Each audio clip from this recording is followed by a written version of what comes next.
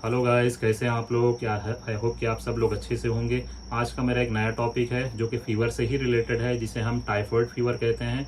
ये typhoid fever आजकल rainy season है, इसमें बहुत ही ज़्यादा कॉमन होता है और साथ ही साथ ये बीमारी गर्मियों में भी बहुत ज़्यादा कॉमन होता है। वीडियो स्टार्ट करने से पहले आप इस चैनल पर नए हैं, मेरे इस चैनल पर नए हैं तो मेरे चैनल को सब्सक्राइब कर लीजिए और अगर आपने बेल आइकन का बटन नहीं दबाया है तो उसे दबा लीजिए ताकि आपको हर न्यू वीडियोस की नोटिफिकेशन मिलती रहे। ठीक है दोस्तों, चलिए हम स्टार्ट करते हैं आज का topic typhoid fever. Typhoid fever जिसे हम एंटेरिक फीवर भी कहते हैं, यानी इसका जो बैक्टीरिया होता है वो हमारे और जानवरों के आंतों के अंदर होता है, इसलिए हम इसे एंटेरिक फीवर कहते हैं। इसके फैलने में सबसे ज़्यादा जो एक बैक्टीरिया जो होता है बहुत ही ज़्यादा, इस बीमारी को सबसे ज़्यादा एक किस्म का बैक्टीरिया फैलाता है, जिस बैक्टीरिया का नाम है साल्मोनेला टाइफी। यानी ये बीमारी इस बैक्टीरिया की वजह से ही बहुत ही ज़्यादा कॉमन होता है और ये बीमारी ऐसे इलाकों में बहुत ही ज़्यादा देखने को मिलता है, बहुत जहाँ पर बहुत ही ज़्यादा गंदगी वगैरह होता है, जहाँ पे हाइजीन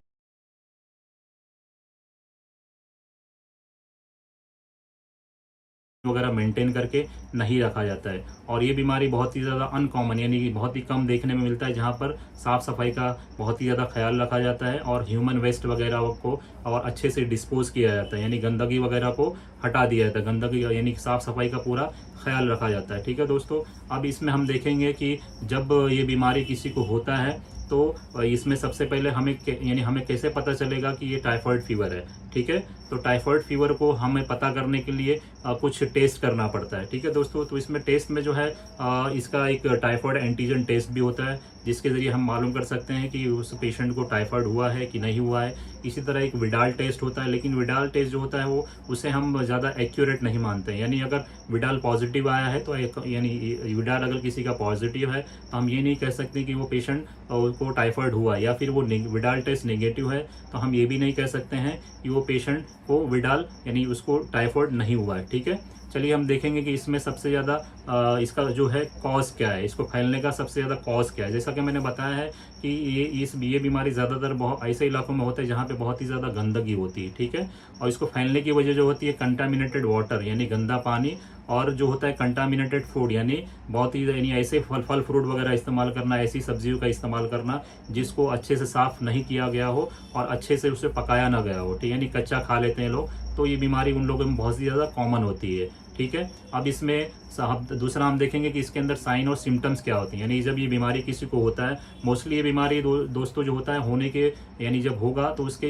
होने के बाद 1 से 2 हफ्ते के अंदर ये क्योर हो जाता है। यानी अगर आपने एंटीबायोटिक का सही से कोर्स किया है तो ये बीमारी 1 से 2 हफ्तों में क्योर हो जाती है। लेकिन अगर इस बीमारी का इलाज अगर आप अच्छे से नहीं करेंगे तो ये बीमारी काफ़ी दिन तक बॉडी के अंदर यानी ये इसका बैक्टीरिया जो होता है हमारे आंतों के अंदर काफ़ी दिन तक रहता है और कुछ दिनों बाद इसके बुखार हमें दोबारा रिपीट होते रहते हैं। ठीक है, अब इसमें हम देखेंगे कि इसके ये बुखार के होने के बाद हमें क्या क्या साइन सिम्टम्स होते हैं, यानी क्या क्या अलामात होती हैं। सबसे पहले हमें दोस्तों हमें हाई ग्रेड फीवर होगा, यानी जब ये बीमारी जब शुरू होती है तो शुरुआत में क्या होता है कि हमें साइन सिम्टम जो हमारा अलामात जो होती है काफ़ी हल्की होती है। ठीक है, और यानी शुरू में हमें धीरे धीरे बुखार जब शुरू होगा तो धीरे धीरे शुरू होगा, शाम तक वो बुखार और ज़्यादा बढ़ जाएगा। ठीक है, इसी के साथ साथ जब ये बीमारी बहुत ही ज़्यादा वो हो जाती है यानी बहुत ही ज़्यादा फैल जाती है तो इसमें जो बुखार होता है बहुत ही हाई ग्रेड फीवर होता है। यानी अगर आप बुखार चेक करेंगे तो 104 डिग्री तक का ये बुखार होता है। ठीक है, इसी तरह इसके अंदर सर के अंदर हमें दर्द महसूस होगा। ठीक है, हमारे पेट में दर्द महसूस होगा। ठीक है, उसी के साथ साथ हमें कॉन्स्टिपेशन भी हो सकता है और या फिर हमें जुलाब वगैरह भी हो सकते हैं। ठीक है, इसी के साथ साथ हमें दूसरे जैसे हमें वॉमिटिंग हो सकती है, वॉमिटिंग भी हो सकती है। उसी के साथ हमारे बॉडी के अंदर रैशेस आ सकते हैं, साथ ही साथ हमें मसल्स के अंदर पेन होगा और साथ ही साथ हमें हमारी बॉडी के अंदर बहुत ही ज़्यादा वीकनेस होगा और बहुत ही ज़्यादा कमजोरी होगा। कि इसके अंदर क्या होता है दोस्तों कि ये बैक्टीरिया हमारे आंतों के अंदर होता है और आंतों के अंदर होने की वजह से क्या होता है कि हमारे आंतों में ये इन्फेक्शन पैदा कर देता है और उसकी वजह से हमारे आंतों में सूजन आ जाती है, जिसकी वजह से पेशेंट जो है कोई भी चीज़ को पचा नहीं पाता। इसीलिए इस बीमारी के अंदर खाना पीना जो है काफ़ी हल्का खाना चाहिए, यानी बहुत ही ज़्यादा तली भुनी हुई चीज़ें, ऐसी चीज़ें ना खाएं जिससे बहुत ही ज़्यादा आपको गैस हो। तो ये सब खाने से हमें परहेज करना चाहिए। ठीक है, अगर इस बीमारी का इलाज हम नहीं करेंगे तो इस बीमारी से अगर हम जल्दी हम क्योर नहीं होंगे, यानी इस बीमारी की सीवियरिटी अगर बढ़ जाए तो पेशेंट जो है उसकी डेथ वगैरह भी हो सकती है। ठीक है, इसी तरह देखेंगे कि हम इसके जो रिस्क फैक्टर, यानी किन किन लोगों को ये बीमारियां बहुत ही ज़्यादा कॉमन होती है। ये बीमारी ऐसे लोगों को बहुत ज़्यादा कॉमन होती है, यानी जहाँ पर ये बीमारी अगर बहुत ज़्यादा फैली हुई है, अगर उस इलाके में कोई बंदा ट्रैवल करके वहाँ पर जा रहा है तो चांसेस हैं कि उसको ये बीमारी बहुत ही जल्द हो जाए। ठीक है, दूसरा जो होता है वो जो ऐसे लोग होते हैं जो हॉस्पिटल वगैरह के अंदर काम करते हैं या लैब वगैरह के अंदर काम करते हैं, जैसे हॉस्पिटल के अंदर डॉक्टर्स हो गए, नर्स हो गए और दूसरे मेडिकल स्टाफ, उनको भी ये बीमारी बहुत ही ज़्यादा देखने को मिलती है, यानी उससे बहुत ही जल्दी वो इन्फेक्टेड हो जाते हैं। ठीक है, इसी तरह ऐसे जो होते हैं जो उसके ऐसे लोग जो इस बीमारी से बहुत ही जल्द यानी इन्फेक्टेड हुए हैं, अगर उसके कांटेक्ट में नॉन इन्फेक्टेड पर्सन है, यानी घर में किसी को टाइफाइड हुआ है और उसके साथ में अगर कोई नॉन इन्फेक्टेड पर्सन रह रहा है तो उसको भी ये बीमारी बहुत ही जल्दी हो जाती है। ठीक है, अब इसी के साथ साथ हम इसके अंदर देखेंगे अगर ये बीमारी हम कैसे प्रिवेंट करें। ठीक है दोस्तों, हम इससे कैसे बच सकते हैं। ठीक है, प्रिवेंशन में हम देखेंगे कि दोस्तों एक किस्म का वैक्सीन होता है, यानी कहीं आप ट्रैवल कर रहे हैं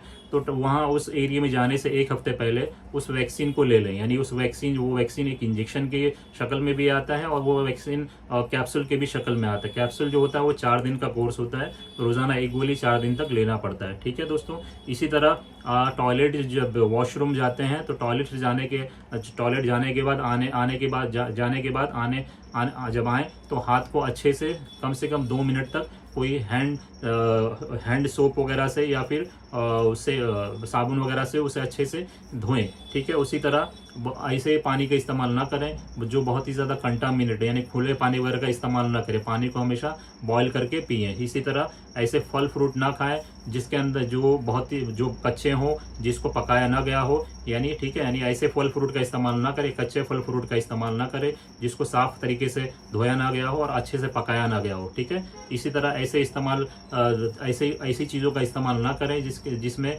ये बैक्टीरिया बहुत ही ज़्यादा आम होते हैं, जैसे बहुत ही ज़्यादा तेल मिर्ची मसाला ये सब वगैरह ना खाएं। ठीक है दोस्तों, इसी तरह हमें अपने सेहत का ख्याल भी रखना चाहिए। ठीक है दोस्तों, इसी तरह हम अगर इसके मैनेजमेंट में देखेंगे, यानी इसका हम इलाज देखेंगे तो इलाज के अंदर जो होता है दोस्तों, इसके अंदर जब ये बीमारी होती है तो एंटीबायोटिक का इस्तेमाल करते हैं। ठीक है, यानी ये बैक्टीरिया एंटीबायोटिक के जरिए ही खत्म किया जाता है और इसका जो ट्रीटमेंट होता है, इसका एंटीबायोटिक का जो कोर्स होता है वो कम से कम 1 से लेकर 3 हफ्ते तक इस कोर्स को किया जाता है, यानी कम से कम 20 से 21 दिन तक इसका कोर्स होता है। तो एंटीबायोटिक के तौर पर इसमें हम इस्तेमाल करते हैं फ्लोरोक्विनोलोन्स नामी एक ग्रुप की दवाओं का इस्तेमाल, जिसमें सिप्रोफ्लॉक्सासिन होता है।